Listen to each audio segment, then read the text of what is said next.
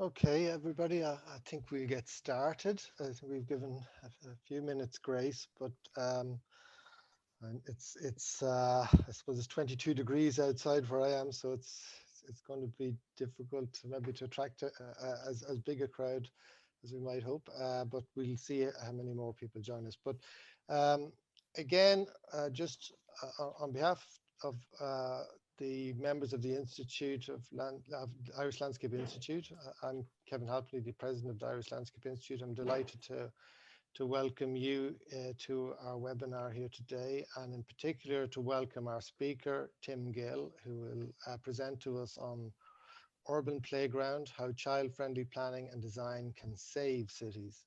And Tim is a very acknowledged independent scholar and global advocate for children's play and mobility. Um, he's a long-standing advocate for child-friendly urban planning and design. And his book Urban Playground: How Child-Friendly Planning and Design Can Save Cities was published by the Royal Institute of British Architects this year. And in 2017, he was awarded a travelling fellowship from the Winston Churchill Memorial Trust, and this allowed him to study how cities of Calgary, Ghent, Antwerp, Freiburg, Oslo, Rotterdam, and Vancouver have taken children into account in their planning. And I'm somewhat aware of some of Tim's influence in that I'm in touch with the team who plan playgrounds in Tirana, and it's very interesting how they're approaching it in this child-friendly way. So I'm very much looking forward to Tim's presentation, because in Fingal, where I work, we're developing our play policy currently. So Tim, I'll hand over to you. The presentation will take about 35 minutes, and then I'll be calling people in to ask questions and to put their questions into the chat. So thanks, Tim. You've right to Great. share your screen. Thank you very much, Kevin, for that. I will do that right now. And let's just get that full screen. So yes, thank you for the invitation. I'm going to be, I guess, setting out the stall of my book and seeing a few sites along the way. And I think when we're thinking about children's lives today, one good place to reflect on or topic is our own childhood and the kind of places that we used to play when we were growing up, and to sort of look at how childhood has been changing over recent generations. So my next slide, I think, highlights one of the key changes in children's lives. I'll just explain. What you can see here is it's a map that shows what you might call the roaming range or the home territory of 4 children, and each is 8 years old, but they're in 4 generations of the same family, and they all clearly grew up in the same city. So that big blob that you can take up, that takes up most of the map, is the home territory of the great-grandfather at the age of 8. He could travel 6 miles, 10 kilometers across the city on his own. And then you can see the shrinking, the 2 smaller circles for the 2 intermediate generations. And then this is this yellow dot that you can see at the top left here. This is the son. He's actually allowed to go to the end of his street at the age of 8, and that's more everyday freedom. That's a greater kind of right to roam than most 8-year-olds, certainly in the UK, who are pretty much confined to barracks. And now, the point about showing this slide, it's not to say that our job is to turn the clock back or that there was some golden age of childhood, but it is to just remind ourselves of what I think of as a key ingredient of a healthy childhood, which is that opportunity to gradually expand your wings and your horizons, and to kind of get to grips with the people and places around you as you grow up. And the reason for this shrinking, this kind of what you could call captive childhood today, it's complicated, but it's also clear that one of the big factors is the built environment. It's the way that we design our cities. And indeed, you can see the same story. I think this was a year or so ago. In the Irish Times, I think somebody might have their microphone on. I'm just hoping that they might be able to do us a favor and turn that off. Thank you. So it's the same story. This is a family in Dublin, and exactly the same picture. I actually have a small collection now of these sorts of maps. So what I hope that gets us to reflect on is what is a good childhood? What does it look like and feel like? And how can the places that we build for humans, how can our human habitats pay greater attention to children? Because at the moment, we're not doing a very good job. Admittedly, this is a particularly dire example. This was just shared on social media a few weeks ago. It's at the grim end for sure, but it's not absolutely out of character with a lot of what we see being put into place in housing estates up and down the country. So that's a bit of scene setting. I'm going to talk a bit more about what I mean by this idea of child-friendly urban planning. I'm going to say why I think it's a powerful idea. I'm going to share some stories and insights from some of the leading cities, and close with some thoughts on making it happen. And I'm going to take a slight diversion, or at least a slightly more in-depth exploration on the knotty topic of risk, which is another focus of my work. So that's the layout. And as Kevin mentioned, I was lucky enough to get some funding first from the Winston Churchill Memorial Trust, and more recently from the Bernard Van Leer Foundation through its Urban 95 initiative, to visit and study about 12 or 13 cities that you can see there. I'm going to be dwelling a little bit on 3 of them. You can see them in red. Rotterdam, which features a whole chapter of my book, and then touching on Ghent and Rotterdam. So what is child-friendly urban planning? Well, this diagram shows that if we ask ourselves what makes neighborhoods work for families, then there are 3 pillars or platforms. First is housing. Clearly, if you don't have housing suitable for families, then a neighborhood is not going to have families in it. You also need services, so that are relevant to families: schools, childcare, health, and so on.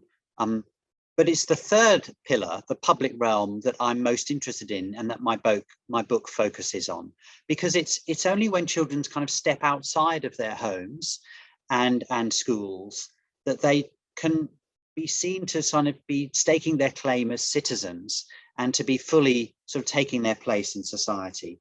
And so I think it's where the most interesting questions arise. And in my book, I set out a framework for child-friendly neighborhoods. And this diagram, it's probably the most important diagram in my book. And it pulls apart the idea of child-friendliness into 2 dimensions.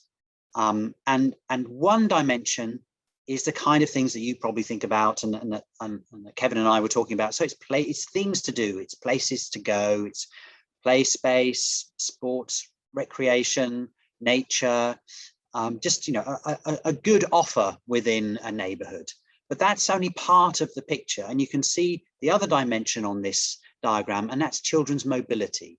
And how easy is it for children to get around a neighborhood? Crucially, to get around on foot or by bike, because of course children can't drive. So it's only when you both have high levels of mobility and you've got a lot of offers and invitations and spaces that you're in that child-friendly quadrant. So that's the framework that I use. And let's make that visible now and show you a real life example.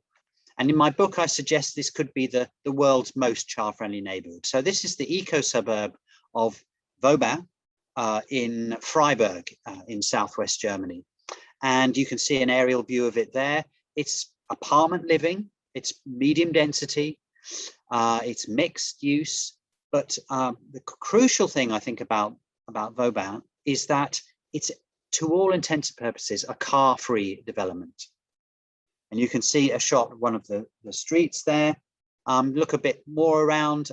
What you see is that the whole of the space between the buildings becomes available for social use, for play. It's green, it's well designed, attractively landscaped.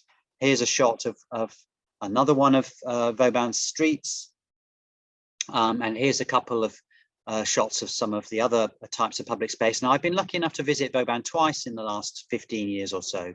And both times, it's just been astonishing to see how many people of all ages are out and about in the neighbourhoods. I know that the right-hand image is a bit quiet because it was a boiling hot day, but even then you can see somebody's just left their coat waiting to be picked up when it cools down a bit. And so, and here's, in a way, the key to understanding Vauban and how it works. So there are 3 big multi-storey car parks around the edge, and there's low car ownership anyway, because there's a good tram service and good walking and cycling networks. So very few families feel the need to have a car, but if they do, they're parked on the periphery. So it's a strong statement, if you like, about the relative power or the relative claim of different demographic groups on public space in this neighborhood. And so in my book, I pulled together some of what I think are the most relevant sort of spatial features of an idealized version of Vauban, and I put them in this diagram. I'm not going to read through that diagram for now, but a lot of what you'll see here is reasonably standard sustainable urban design, but with a kind of extra layer of thinking around children added as well. So that's what the kind of picture, the lighthouse, if you like, that I want you to have in your mind when we're talking about a child-friendly neighborhood. Now, of course, not all neighborhoods are going to be able to go this far, and we'll talk more about kind of what's possible maybe later. But this is the lighthouse. So that's the idea. Why does it matter? Now, when I looked at the cities that I picked, and by the way, these are all cities, they may not necessarily be very child-friendly at the moment, but they're all cities that have taken seriously the goal of making their public realm work better for children. So when I dug a bit below the surface into why those cities were doing what they were doing, and if you like, the rationale, the answers fell into 3 groups. So there was a group of cities that focus on children's rights and children's well-being. They said, you know, we're not doing a good job for our kids and we want to do better. But there was a second cluster around sustainability, and they had latched on to the insight, which I'm sure you realized when we just looked at Vauban there, that if we ask ourselves what a child-friendly city or neighborhood looks like, it looks a lot like a sustainable neighborhood. It's compact, it's green, it's easy to get around on foot or by bike, it's not dominated by cars. And then there's a third cluster of cities that actually had quite a hard-nosed economic rationale for doing what they were doing. They were concerned about the city's economy, about the need for families in the cities, or about the demographic changes that they were seeing in their area. And I'm going to say a little bit about that in connection with Rotterdam in a minute. But I'm just going to explore some of the other, the 2 other headings a little bit more now. So if we think about children's rights and children's health, well, here in London, where I'm speaking to you from, we had a precedent-setting case just a few months back where an inquest into the tragic death of a 9-year-old girl declared that her death was partly as a result of air pollution. And that's the first time this has been recorded on a death certificate. So in effect, it's saying, you know, in 2020, the pollution levels in cities, which are caused by planning factors, are killing children. And it's a shocking indictment of where we've reached. But actually, we know that that's not the only planning problem that children face. In fact, I've mentioned it already, that traffic is still, and traffic danger is a major problem in the British Isles and around the world. And nothing captures that better, I think, the way that we've kind of normalized road danger than this kind of cartoon. But if we just look at some of the stats, so here is some information. It's effectively a sort of partial league table of child pedestrian deaths in different countries in Western Europe. I'm sorry to have to report to you that Ireland is at the bottom of that league table, and it's considerably worse. This is based on stats from probably 10, 12 years ago than the other countries you mentioned there. But even in the countries that are successful, in inverted commas, I've given this stat from Sweden down there. If you look at where and how children are dying over the age of 5, then 1 in 9 of those deaths is happening on the roads. So, we shouldn't kid ourselves that this is no longer a problem. And of course, it's a main reason why we've seen that shrinking of children's horizons that I started the conversation with. We also know that road danger harms the poorest the most. This is studies in England. So it really, I sometimes talk about road danger as it's the epidemic that dare not speak its name. And it's a scandal that we're still seeing these kind of outcomes for children. But let's kind of turn to a slightly more positive picture around children's health. And this is a really interesting finding. Again, comparison between different countries. And what this chart shows you is that for every country studied in a UNICEF report, the children who play out daily are significantly happier in terms of their subjective happiness than children who play out rarely. And every single country that you've looked at there. And so it's a very strong implication about the importance for children of just being able to play out on a regular basis.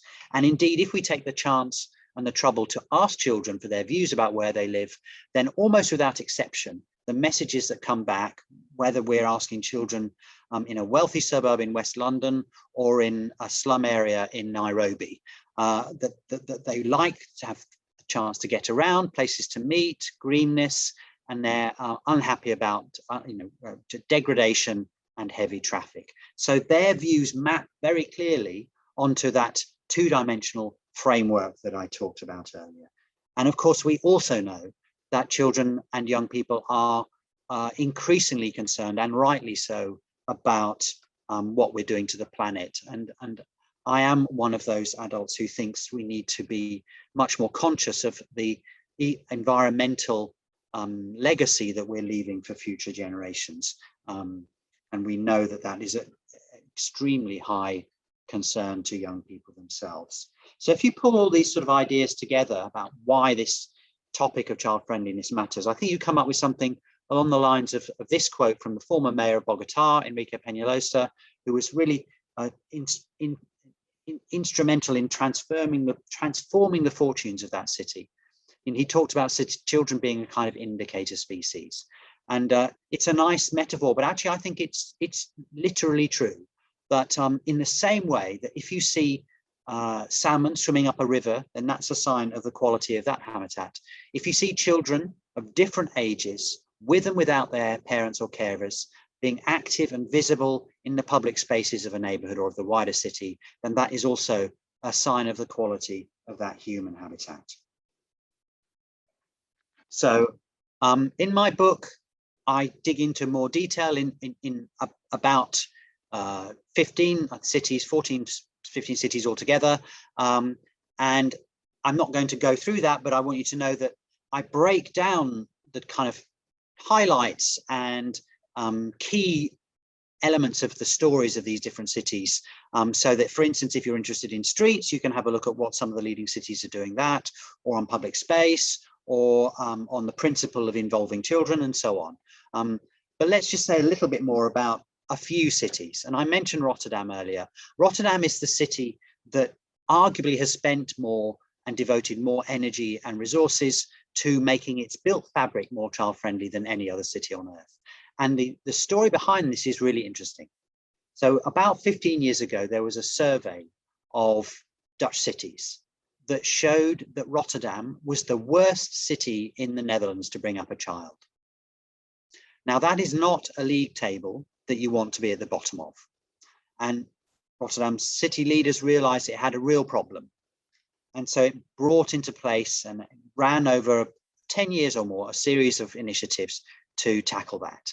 And just again, to give you a flavor, one of the more interesting pilot programs they did was they took a neighborhood that was just outside the city center, a relatively disadvantaged, mostly 19th century housing, mixed neighborhood, and working with partners, added a kind of child-friendly layer into this existing neighborhood and wove into this part of the city measures like improving schoolyards and opening them up to the public, creating new play spaces, greening the streets, introducing traffic calming and other measures to make it easier to walk and cycle, adding sports facilities, and so that you get this quite fine-grained set of interventions that lift the neighbourhood for children and families. So here's an example of quite a quirky piece of traffic calming that's of course makes it easier for kids to walk around this neighbourhood. One of the elements of Rotterdam's approach is to, where possible, expand the pavement, so the sidewalk on one side of the street, take out some of the parking so that that patch of the street can become available for social use. We've seen car parks transformed into playful public spaces. And there's also work going on in the city centre, the City Lounge project, strongly influenced by the Danish architect Gill, to bring families back into the city centre. And here's an example of a natural schoolyard project in one of the city schools. So the overall effect has been to really transform the neighbourhoods that have been piloted, and it's been embedded in policy. So there's some policy guidance that obliges municipal officers to focus on neighbourhoods, because of course children and families don't live in the city, they live in a neighbourhood.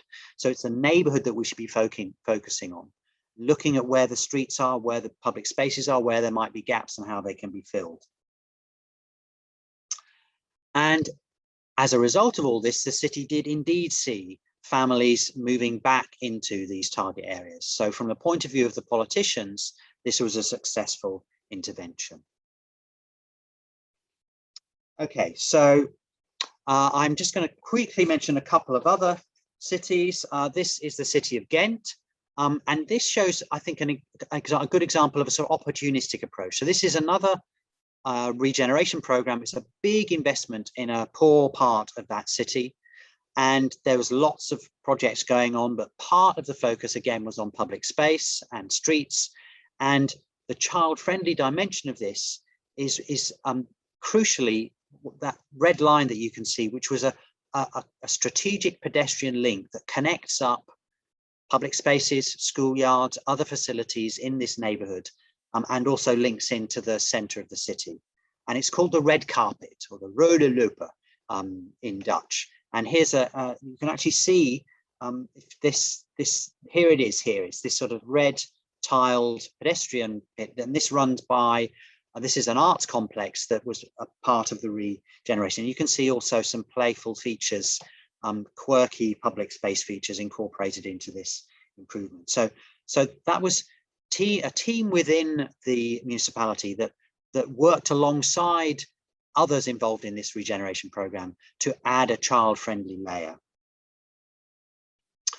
And I'm going to lastly just mention my own home city of London. Now, there's a little sort of caveat here. I don't feel there is quite as much to say about the strategic aspect of things in London as in some of the other cities that I looked at. But we're at an interesting point in London. We've just had the new London plan, the strategic spatial planning document for the whole city. And there's a strengthened policy around children's play and child friendliness. And you can see some of the key points of it here. There's an emphasis on play and mobility. In new developments, there's an expectation of 10 square meters of play space per child. There's a focus on creating space at street level that is well overlooked, on greenery, on not segregating spaces according to tenure or income groups, and having walking and cycling, and also opportunities for incidental play. And that's embedded in the policy now. We used to have guidance, but now some of that guidance has been strengthened by being placed in the policy. So it may well be, and I'm hoping that we'll see some really positive projects coming forward in London. And there are one or two already. On the left, you can see here, this is King's Crescent in Hackney, just a few miles from where I am, that embodied some of those principles. And on the right, this is part of the Olympic Park site, probably London's biggest redevelopment site for decades. And I think quite a nice, playful landscape included in one of the residential developments. So how do we make all this happen? In the book, I break down 4 building blocks and 9 principles. I'm going to be sharing those in a second.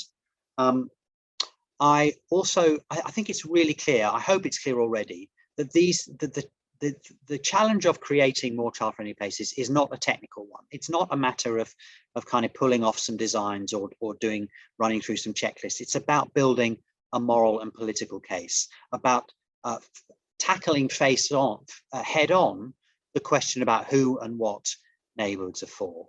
But in order to get change, I think it's crucial to have policies, but it's also crucial to have the right people in place. And I'll be saying a bit more about that. And I'll be offering you a model, if you like, an implementation model in a minute.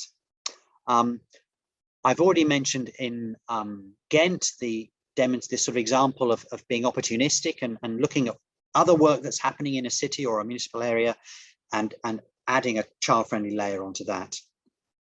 And my final message, I guess, is about the power of seeing children not just as if you like one group amongst others, but as a unifying lens when it comes to facing the problems of cities. So just unpacking that a little bit, the 4 building blocks that I mentioned, I think they're fairly self-evident, but you'll notice that I've put streets at the top of this list, and that's deliberate because I think, let me put it this way, if we don't improve streets so that when families step outside their front door, they see somewhere that's welcoming and says, yes, your needs and interests are being addressed here. If we don't do that, then it's almost game over. You can have all the nice playgrounds you like, but they're not going to do what's necessary. And we, of course, need the walking and cycling networks and the public space and housing that goes along with that. In terms of my 9 principles, I'm not going to speak through this list now, but what I do want to do is just say a few more words about a couple of them. One is around a shared vision, and specifically a vision around risk. And this is my risk segment coming up. But I also just want to say a little bit more about this implementation model and getting the right people in the right place. So, risk. I could talk for half an hour longer about risk, but a lot of what I want to say is encapsulated in this wonderful quote from my friend and inspiration, Helle Nebelong, who's a Danish landscape architect, who says, actually came to a talk in England over 20 years ago that I was lucky enough to attend, talked about how standardized playgrounds were dangerous, but just in another way. Because when the distance between all the rungs in a ladder or a climbing net is exactly the same, the child has no need to concentrate on where he puts his feet. And at this lesson, she says, and it's a wonderful phrase, I think this, cannot be carried over to the knobbly and asymmetrical forms with which one is confronted through life.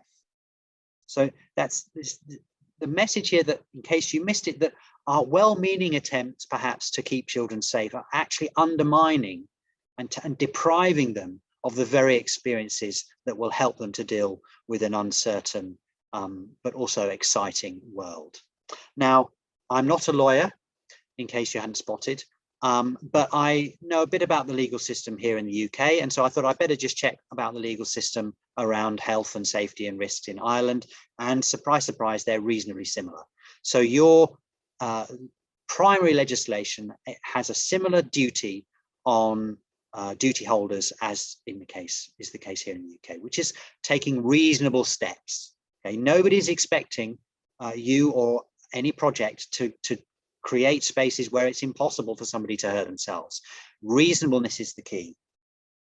And the reason why this matters is because it opens up the way for a new approach to risk. So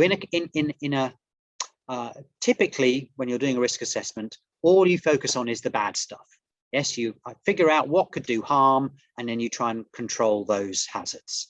But when we're thinking about children and play, we need to take a different approach. And it's called risk-benefit assessment. And you can see here, the idea is that we weigh up the benefits against the risks. And we recognize, to take Helle's point, that there is a benefit to allowing children the chance to encounter uncertainty, to have a little bit of danger.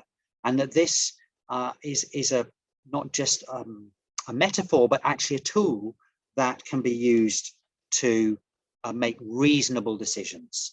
And we've seen this being applied with playgrounds here in the UK, and the idea has originated over 10 years ago, but this is a project I'm particularly proud of. I had a hand in setting the brief and choosing the design team. This is the Olympic Park and Tumbling Bay Playground in the Olympic Park in London. Here's another part of the Olympic Park again. Both of these sites are open 24/7. They're not supervised, and you can see they have a, if you like, they encapsulate a different set of values to remember that terrible playground that I showed you at the start of my talk.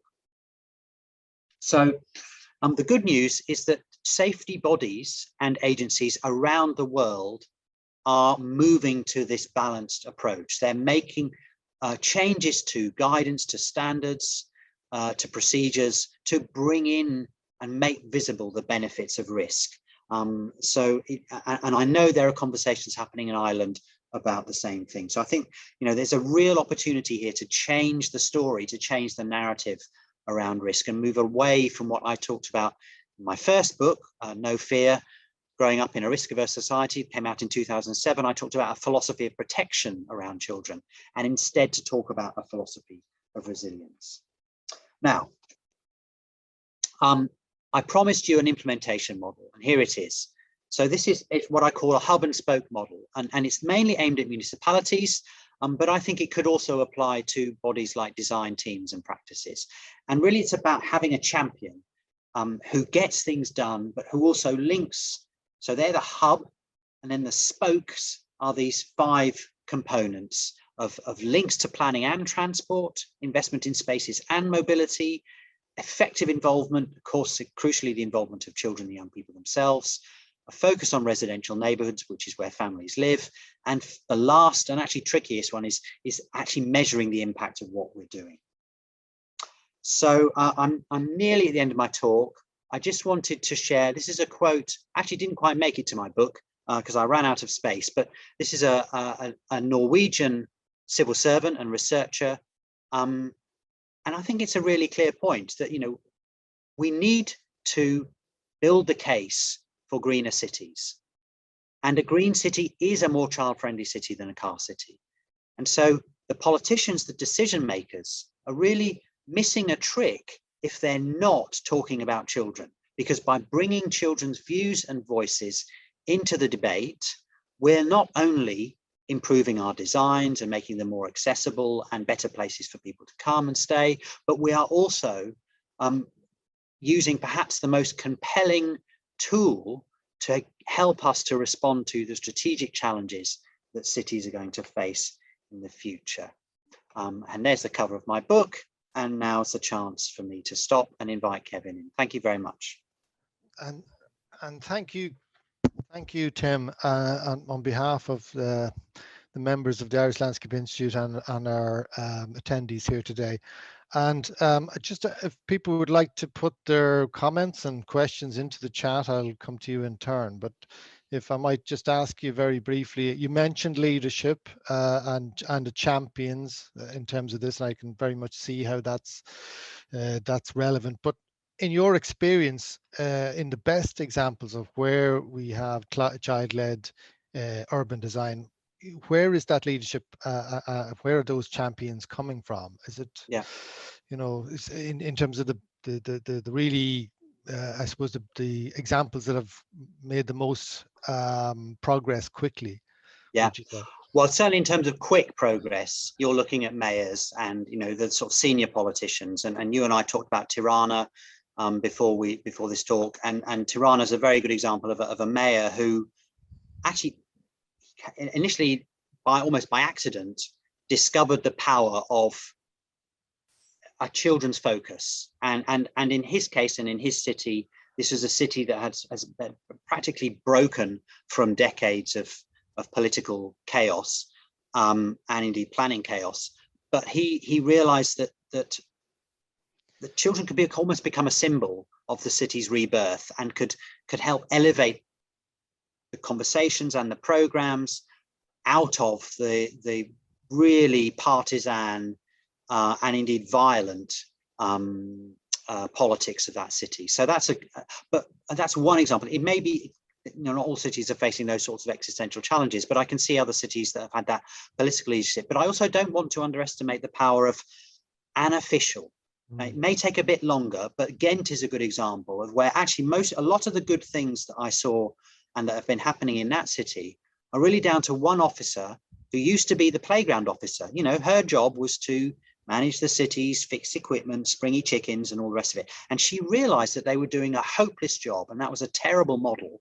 And so over time, she showed how they could do that better. She built her status with the Parks Department and then with regeneration and planning and transport. At the same time, the city became interested in a strategic level in children. And so now it's one of the world's leaders. But I'm sure a lot of it was down to that person being the right person in the right place with a commitment to making lives better for children. So, I wouldn't underestimate anyone listening in this call being in a position to maybe get that, to be that catalyst. Thanks, Tim. And just before I go to the questions from the attendees, just to say where I find we struggle a bit where I work is sort of at the younger cohort, at the very small children, but and that's somewhat resolvable, I think, reasonably easily through policy and planning. But where we also struggle is at the older cohort, the older teenagers in particular, and adequately and appropriately providing, I suppose, spaces and public realm that deals with their needs. Have you observed any good examples of that, sort of in terms of that older cohort? I mean, where you address that need for them to hang out and congregate and get together? I think that's a really good question, and I think you're also right that with younger children, well, there is work to be done, and one of the things is to think about the caregivers. Of course, is when you're talking about littlies, you really first and foremost need to think about how making spaces work well for their carers, and we know that's about the right sort of scale and access. So places being close to hand, having a convivial atmosphere, and all of that. But I think you're right. The place. The age group that we do the worst for is teenagers, and I think that's partly, and it's surprisingly common, even places like the Netherlands, where you'd think they're a bit more culturally amenable to teenagers. You see some hostility there, and I think we need to turn the conversation around, and I guess there's two aspects to that. One is we know what makes designs work well for teenagers. It's about social space. It's about, you use the word hangout space, and having some choice, in a neighborhood. But it's also about talking. I think there's a really strong rationale with teenagers. They know their neighborhoods well. They're very articulate about what works and doesn't work. And in terms of location, in terms of designs and facilities, there's one or two good projects happening. Didn't quite make my book, but the design, the architecture team ZCD, and that's Dinah Bornat, who's one of the Mayor of London's design advocates. She did a really interesting project with Grosvenor, one of the biggest and high-end housing developers in London, and it's a toolkit, really. It's an engagement toolkit called, I think it's called Voice Opportunity Power, okay. And it's available online, and I think it's got some really good ideas for bringing young people, specifically focusing on young people. So that's a good resource, but there's a lot more we could do almost everywhere around teenagers. Yeah, I think that's very true. And just to go to the comments in the chat, I see from Christy Boylan. Christy's mentioning the issue with more, cycling and potential injury of children with cycling. Is this an issue that you've seen arising or reference to in new car-free areas? Yes, I think, I don't know about actual injuries, but I think there's certainly, this is a good example of where you get 80% of the way by doing, mainstream sustainable urban planning and design. So bike lanes, connected bike lanes, protected bike lanes, great. But then you need that extra 20%, which is to make them maybe a bit wider if children are going to use them, to maybe have some really wide bits or connect them up to different routes, not just the commuter routes that cycle lanes often focus on. And I think in my book I share some materials from Vancouver. Vancouver's produced what it calls all age and ability cycle infrastructure guidance. So that's really a checklist. It's a set of about 10 points that will make sure that your cycle infrastructure works well for the 8-year-old and also the 80-year-old, because that's often these are overlapping concerns. Thanks. Thanks, Tim. And just some thank yous there from Dara and Joanne, and just an interesting one from Dennis there. How do you envisage provision for teen and preteen teens, especially girls? And I suppose we can't, you know, the whole play area can be, we sometimes get accused of it being gendered and all the rest of it. And but I know we try to address that in terms of consultation, but maybe you have some insights into. I think it's another issue where we more work needs to be done. But there's an interesting group that's just formed up here in England, called Make Space for Girls.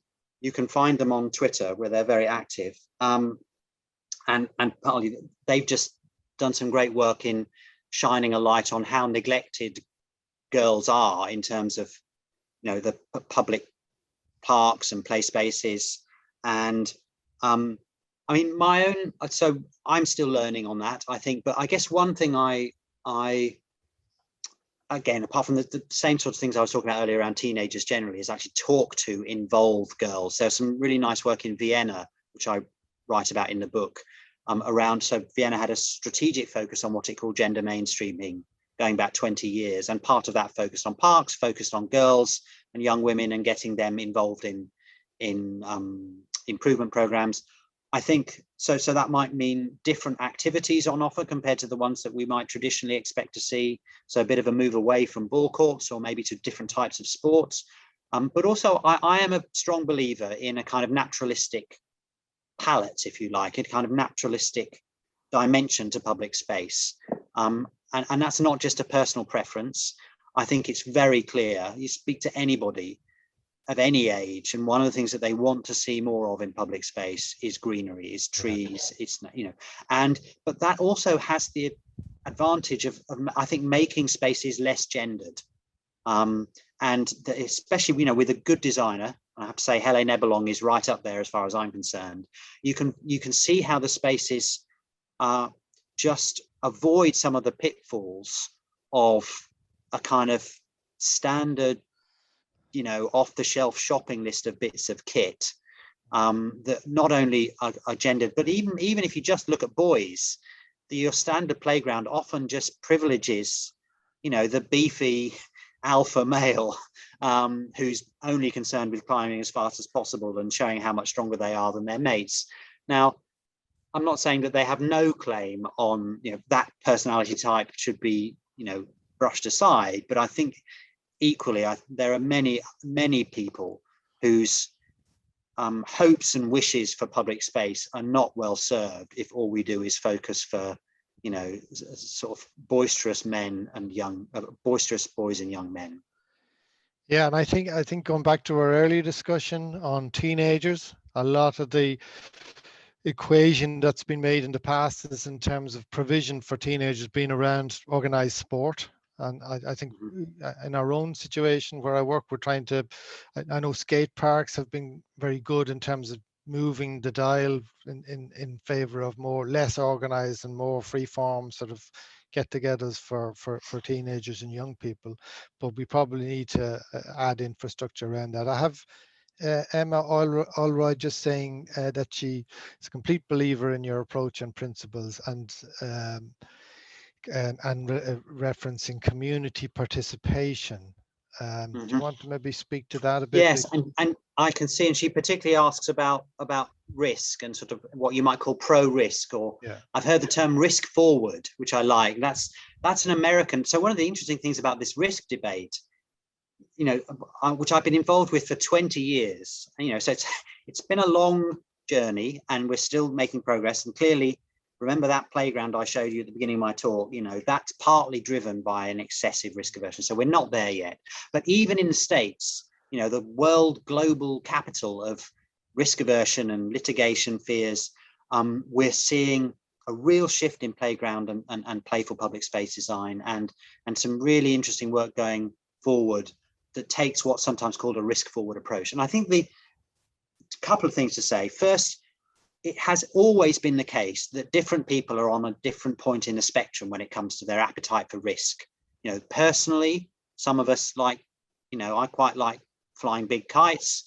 Some of my friends don't really like even going out for a walk. And there are other people who like jumping out of planes. It's the same with kids, and it's the same with parents. The problem has been that we've got into a position where the anxious and vocal parents have a kind of veto, and so theirs is the only voice that's heard. And one of the strengths of risk benefit assessment as a process is that it brings in different voices, and it recognizes and gives a space for I think often the silent majority of parents who actually want their kids to have a bit more adventure, who want to be able to go to parks and to know that their kids are not going to be bored out of their minds after 15 minutes. So on the whole, almost without exception, it's not the parents who are really the barrier to a kind of more pro-risk approach. It's the health and safety guys. It's that one cog in the chain that says, oh, well, I don't know if we can do that because we might get sued. And what's sometimes called kind of catastrophizing, this sort of worst first. It's not just a kind of precautionary approach. It's thinking of the very worst thing that could possibly happen, and then designing all of your procedures and policies and designs to stop that. It's almost like saying, we have to put a roof above all our play areas in case some satellite junk falls down and hits them. I mean, everybody would say that was crazy, but actually a lot of the measures that are being taken in the name of safety are really not proportionate. They're not reasonable, and they should be challenged. Thanks for that, Tim. And just I skipped over Namita's comment there, which again references the issue around teenagers, which we've discussed. And just going to your last point about risk, it really wasn't until ROSPA certification came in, I suppose, must be 20 years ago now for us, that, before that we had great difficulty in providing playgrounds other than in very controlled situations. But I know we have to follow very tight protocols around ROSPA certification and updating all that, which is quite onerous in its own right. But that's the legal framework that we work within. And I'm just interested generally if you have any comment on that sort of certification approach, or the need for or models that you feel work well from your research around the world in terms of just specifically in terms of risk management. Well, two things. Firstly, if you look at what's happening around the European standard for playgrounds, it's becoming less stringent, and that's been a trend for 10 years or more. It's been slow progress, but for instance around fall heights. And that's a recognition that things went too far, and that is only set to continue. And there's now a growing, not quite consensus, but a lot more support within those bodies that that's what needs to happen. By the way, I'm just going to share in the chat a link to my website and particularly to the link to my book, just so people know where to head to. But you'll also see some material on risk on that. So that's one side of the picture, which is the standards. But I think there's also a growing movement of designers and indeed parents who are calling for more, just for more adventurous places, and that's always going to involve a few brave people kind of, if you like, forging ahead, and then others building on that and consolidating it. And so the risk benefit assessment is a really valuable tool. I'm not saying it's a tool to replace the standards, but what the problem was, until risk benefit came along, the only tool in the toolbox was a standards checklist. And so what does that mean? It means that if you've got something that's non-standard, you've got no answer to the question, is this safe or is this reasonable? There's not even a way of answering that question. So now you've got a way of answering that question. You've also got a tool that can look at some of those gray areas where, because the standards aren't all black and white. And so it's in short, it's another tool in the toolbox, and it's not yet absolutely mainstream even here in the UK, but it is available for people, including, I would say, people in this call, even if it's just for your own, if you like, experimentation. And again, I know designers in America that have used risk benefit assessment as a practical tool, for instance, to have a conversation with clients about how they can push the envelope. So I think that's a really I have no financial interest in risk benefit assessment, by the way. I just think I really want to see it used as widely as possible, because I do think it's the key to moving the conversation on from, oh, we can't do that, health and safety. Yeah. No, I think that's a very good suggestion, and I think it's definitely something we'll look at in the context of our policy development. And just to move on to Breed McGrath's comment there in relation to champions in politics and officials about policy instruments in terms of financing that have helped. Have you? Yeah. Well, there are some examples in the book of policies and guidance. So Rotterdam has its place-based guidance. I think in financing, I mean, I really believe that we need to move away from what I call in urban playground a kind of build and forget finance model. You know, where you just when you build a play space or a public space, you get your dollop of cash, and then that's it, and it sits and rots, and then 15 years later you have to find another dollop of cash to do it up again, and instead to find financial models that allow, which is kind of what we do with roads, right? We don't build roads and just say, oh, okay, in 15 years time we're going to dig it all up again and relay it. But I must be honest, I have not yet found a municipality, or a public body that's, I mean, there might be one or two cities that, have got separate parks, conservancies. You'll probably know more about this than I do, Kevin, where there might be going in this sort of direction. I mean, Vancouver might be an interesting example, because I know they have a separate parks, or New York, but I haven't got a simple answer there, and that's not going to work for every city. But part of it, I think, is just making a stronger case for public space, which we are, as you and I were talking about, we're in a position to do that now. If we've learned one thing in the last year or 15 months, it's how important public space is to our health and well-being. And I think we know budgets are going to be tight, but surely we also now know better than ever how important it is for families to have, nice places to get outside in the fresh air, in nature, on the doorstep. Yeah, I agree, Tim, completely. And just on the financing, I suppose in my experience, the model that we tried to pursue is that there's a revenue line, an annual revenue line for playground repairs and refurbishment, and then unused finance from that gets rolled into a capitalized against refurbishment as well. So it's not a use it or lose it approach, and I think that's a model that can and should work well. Yeah. Just Terence Murphy there, great presentation, Tim. As a landscape architect at Belfast City Council, I totally buy into this approach. Would love to have you present at the policymakers in Belfast City. So you're getting plenty of invitations. Great, very happy to have be approached offline and take those conversations forward. Yeah, I see. Now, what was there? A couple of comments. I know we're near to close, but antisocial behaviour. I mean, I think that's, in a way, there's a similar story around so-called antisocial behaviour to the story around injuries in playground. So what we need to recognise is that sometimes what we call antisocial behaviour really is a bit of an overreaction.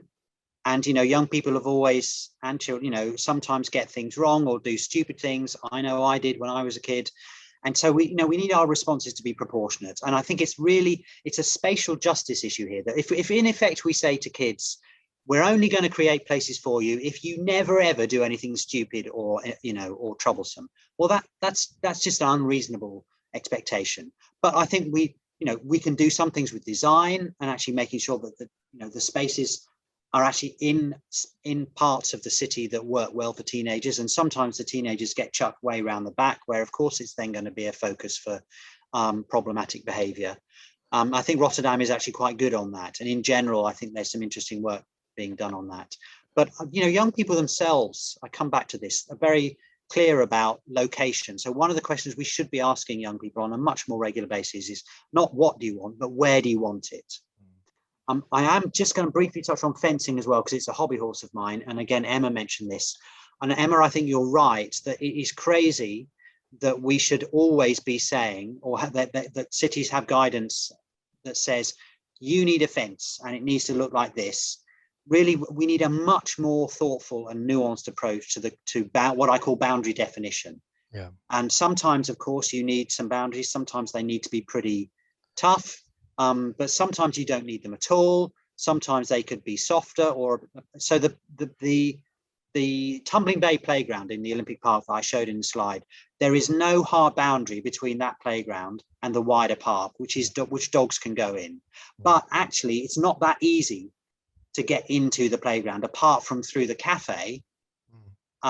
And there, so people, there's a kind of clever configuration of spaces that means that you can tackle that issue of dogs in a sensible way.